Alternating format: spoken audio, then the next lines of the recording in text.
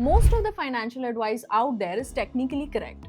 That's actually the problem, because correct and right for you are two very different things. And until you understand why that gap exists, you can do everything by the book and still end up wondering why you don't feel any more financially secure than you did 3 years ago. Now, before I get into this, I run a community called as Personal Finance Club, where we go into this kind of thing in a much more depth with some of the best financial minds in this country. If you want to be part of those conversations, the link is in the description. Now, there's a line that I believe quite deeply. Your current financial condition is the outcome of your financial behavior. Not your income, not your market timing, not luck, but behavior. The decisions you make, the habits you've built, and the ones you've not. This is what shapes where you end up. And here's why this matters, right?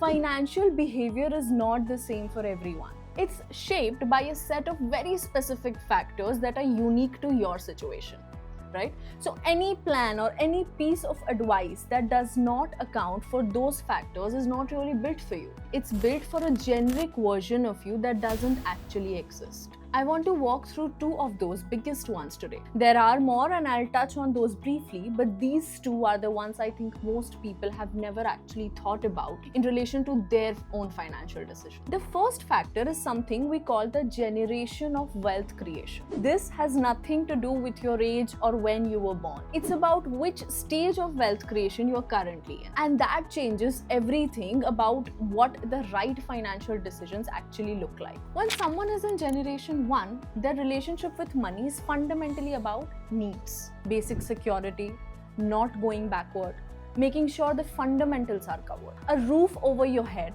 health coverage for the family, and emergency buffer. Everything is calibrated around this, and it's completely rational. Conservative instruments, protection over growth. This isn't unsophisticated. It's exactly right for what that stage demands. Now, for generation 2 is when needs are taken care of already, right? The shift here is that money stops being primarily about survival and starts being about experiences. Your home on your terms, your children's education without compromise, the freedom to travel, to build the kind of life you actually want rather than just maintain one. The portfolio starts to look different because the goal has genuinely changed. Now, when it comes to generation 3 is when experiences are largely sorted as well. Here, money becomes about exclusivity, legacy, philanthropy, access to opportunities, and asset classes that simply are not relevant at the other two stages. Generational wealth, scale that operates at a fundamentally different level. What matters to a Gen 3 person and what instruments make sense for them look nothing like what a Gen 1 or Gen 2 person needs. Now, the mismatch that I see most often is a Gen 2 person who's still behaving like a Gen 1. Stable income, a long investment horizon ahead of them, and 70 to 80% of their money still sitting in FTs and gold because that's what their parents did, and it never felt right to question. They are in an experiences stage of life but managing their money like they are in survival mode. Let's look at what actually costs, right? A lakh of rupees in an FD at 6 to 7% over 20 years becomes roughly 3.2 to 3.9 lakhs. That same lakh in a diversified equity mutual fund, which has historically returned from 10 to 12% over 20-year periods in India, becomes somewhere between 9 and 11 lakhs. Same 20 years, same starting amount. If you are in your late 20s or early 30s doing this across a meaningful portion of your savings, the gap by retirement is not marginal. It's the difference between financial freedom being real and it being theoretical. And then there's the Gen 2 person who's spending like Gen 3 before the foundation is even built. International holidays, premium everything, high ticket experiences, before the home loan is sorted, before the emergency fund exists, before the retirement corpus has started compounding. That is also a mismatch, right? Just in another direction. Neither of these is about intelligence or discipline only. It's about behavior that was calibrated for one stage of wealth creation being applied to a different one. And until you identify which generation you're actually in, you cannot make decisions that are actually right for where you are. Now, the second factor is in which financial phase you are in. Building, growth, or accumulation. And this gets almost no attention in mainstream financial content. Most financial advice assumes a standard career curve where income starts low, grows steadily throughout your 30s and 40s, peaks somewhere around 50 to 55, then winds down toward retirement. And you are asked to plan accordingly. But that curve is fiction for most people. Everyone's income trajectory is different, and those differences have massive implications for what financial decisions make sense at what time. Take a professional athlete in India. Most athletes peak between 25 and 33. By 35, the active earning window is mostly closed, right? They might move into coaching or comment, which is a different kind of income altogether. For an athlete at 28, financial planning has an urgency that is genuinely different from almost any other profession. The income window is short, the retirement could come at 33.